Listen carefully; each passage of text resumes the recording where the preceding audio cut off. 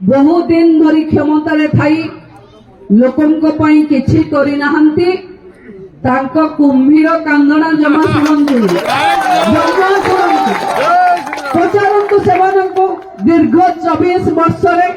जदि ए अंचल रे एते काम हेई थांता ताहले आजी आपण मानकर एते कागज मो हाथ को काहे के आसु जदि साधारण लोकर पातर अंतर न होई मौलिक समस्या समाधान हेई थांता ताहले आजी तंबू टाणिकी लोक जरी तले लोक रहूथांते कहीं 80 वर्ष जाए लोक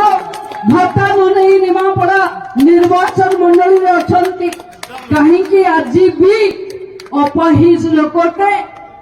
मंत्री सभा को आसुची बैटरी गाड़ी ते मागिवा पाई जदि लोकंकर विकास रे पातर अंतर हेई न थांता छात घर बेला केबे गरीब पैसा लुटिवा को साहस करि न थांते आज मु आपनक सभा रे निमापड़ार जनसाधारण को आश्वस्त करबा को जाउची लोक बेले बेले फटा पेंकाली बजेबा पई विभिन्न रूप रे कहिबे आपण माने मते सेवा करिवार सुयोग देचंती मो ऊपर भरोसा रखंतु सेवारे कोनोसी त्रुटि हबनी पातर अंतर हबनी दल भी देखा जीवनी कि ये मो दल ये आर दल सबु साधारण लोकंकर समस्या समाधान करबा पई राज्यर उपमुख्यमंत्री भावे मु आपनकर नेता नुहे आपनकर झियो आ भौणी भावे सबु बले आपनकर सेवा रे लागिबी किछि नोटिस मिछ मो पाखे किछि नोटिस पहुंचनी मते किछि कहि नांती ओ दिन ताको नै कि मते मोर संगे राज्य रे आलोचना किछि सेमति हेई नाही राज्य रे मो राज्य नेतृत्व को मो मोर जा जणैबा कथा जणैछि निमापड़ा डेवलपमेंट एरिया जेहेतु ताको निर्वाचन कला परे से आम लोक को खोजुनी तेणु आम अलग बैठक करुचु आम तो पुणी आम संगठन को रक्षा करूँ आमको जो मैंने भल पाँच 50,000 रु 55,000 लोक भोट आम नहीं भारतीय जनता पार्टी में ये जो 50,000 लोक आसी ग्रीभांस नेबिनी सी कौन कहते मुझे शुणिनी भल मंद मु बुझिनी तेणु मुझे कहली मु तो प्रत्येक दैनिक निमापड़ा गोप आसूची अनेक लोक कहते तुम केते आसुच केते जाऊच आम कौन जापारु आमको टे तुम सहित देखाई बहुत दिन बहुत लोक अच्छा मोर तो देखिकी खाली कुंडे पकड़े सती सब पुरीगला कितु से दरकार से दरकार से कहली मु जनइली मो सोशल मीडिया आईडी रे पकईली मु प्रत्येक बुधवार एवं शनिवार ये 2 दिन मु निमापड़ा गोप आभेलेबुल हेबी तेणु मु कहली तेणु साकु किए बंद करदेव से कथा किसी ना तेणु आम जमी चली चली गत काली शनिवार थी चली आज भेली ग्राम पंचायत मीटिंग होउची बाकी सब पंचायत मीटिंग जमी चलवा कथा चलो तेणु से किसी कथा ना चाहे भारतीय जनता पार्टी हूँ एक सांगठनिक व्यवस्थार पार्टी एटी सांगठनिक व्यवस्थार बाहर कौन व्यक्ति जिते उच्चरे था कई किसी करें ना एटी पूर्वतन मंत्री से ही पारती समीर दास किंतु समीर दासंकर ए दल में योगदान पर भारतीय जनता पार्टी रे जो विशृंखलित आचरण कर जो विशृंखला सृष्टि कर मोर जिला तरफ आम 2 थर तागिद हो लिखित आकार रे जन दि जाए मुझे आपण मानक माध्यम स्पष्ट भाव में कहीदेक चाहे जदि यही अल्प दिन भितर माननीय पूर्वतन मंत्री बा निमापड़ार जे नेता बोली कहते समीर दास से कार्यक्रम जदि शालीनता न रखती ताहले जिलार दायित्व क्रम राज्य संगठन निश्चित भाव में कार्यानुष्ठान ग्रहण करने को बाध्य नोटिस तो ऑलरेडी जिला तरफ दि जाइए किंतु राज्य तरफ कार्यानुष्ठान नापी राज्य साथ परामर्श होता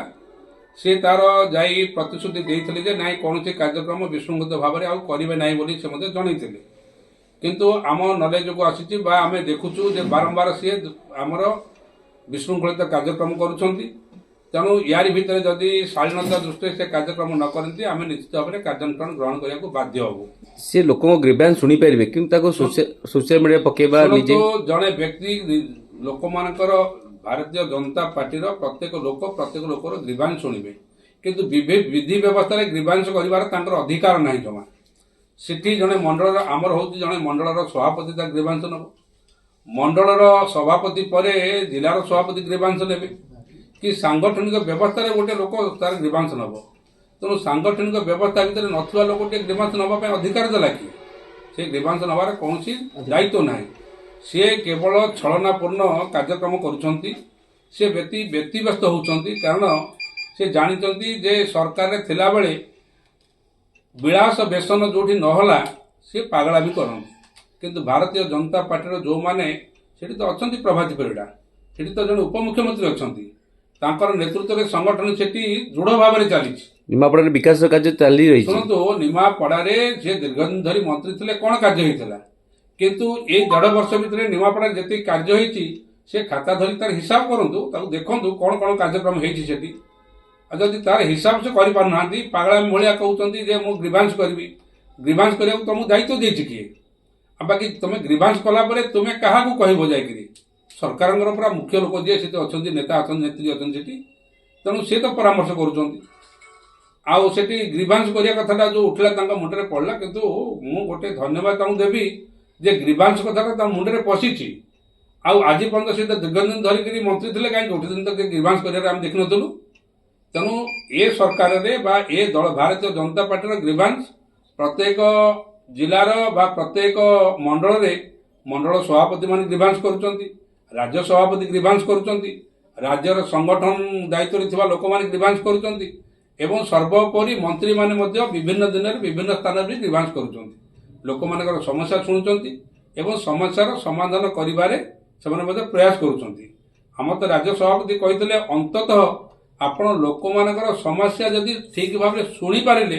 ଲୋକମାନଙ୍କର 30% ସମସ୍ୟା ସମାଧାନ ହେଇଯିବ, ଖାଲି ଶୁଣିପାରିଲେ। ତେଣୁ ସେଥିପାଇଁକା ସାଂଗଠନିକ ବ୍ୟବସ୍ଥା ଲୋକମାନେ ସେ ସମସ୍ୟା ଶୁଣିବା ପାଇଁକା ଦାୟିତ୍ୱ ଦିଆଯାଇଛି। ତାଙ୍କୁ ତ ଆମେ କୌଣସି ଦାୟିତ୍ୱ ଦେଇନ, ତାଙ୍କୁ କେବେ କହିନାଉ ଯେ ତମେ ଗ୍ରିଭାନ୍ସ କର ବୋଲି। ସେ ତାଙ୍କର ବ୍ୟକ୍ତିଗତ ଭାବରେ କହୁଛନ୍ତି। ମୁଁ ତ ଆଶ୍ଚର୍ଯ୍ୟ ହେଉଛି, ସେ ମୁଁ ସଭାପତି ହେଲା ପରେ ମୋର କୌଣସି ସାଂଗଠନିକ ବୈଠକ ବା କୌଣସିଥିରେ ସେ କେବେ ସାମିଲ ହେଇନାହାନ୍ତି। ମୋତେ ତ ଲାଗୁଛି ସେ ଯେମିତି ଭାରତୀୟ ଜନତା ପାର୍ଟିରେ ଯଦିଓ ସେ ପ୍ରବକ୍ତା ଭାବରେ ଅଛନ୍ତି ବୋଲି କହୁଛନ୍ତି, ରାଜ୍ୟରେ ଅଛନ୍ତି ଏବଂ ରାଜ୍ୟର ଦାୟିତ୍ୱ ନେଇଛନ୍ତି, ସବୁ କରୁଛନ୍ତି ବୋଲି, ତେଣୁ ସେ ପ୍ରବକ୍ତାର କାର୍ଯ୍ୟ କରୁନାହାନ୍ତି, ପାଗଳାମୀର କାର୍ଯ୍ୟ କରୁଛନ୍ତି।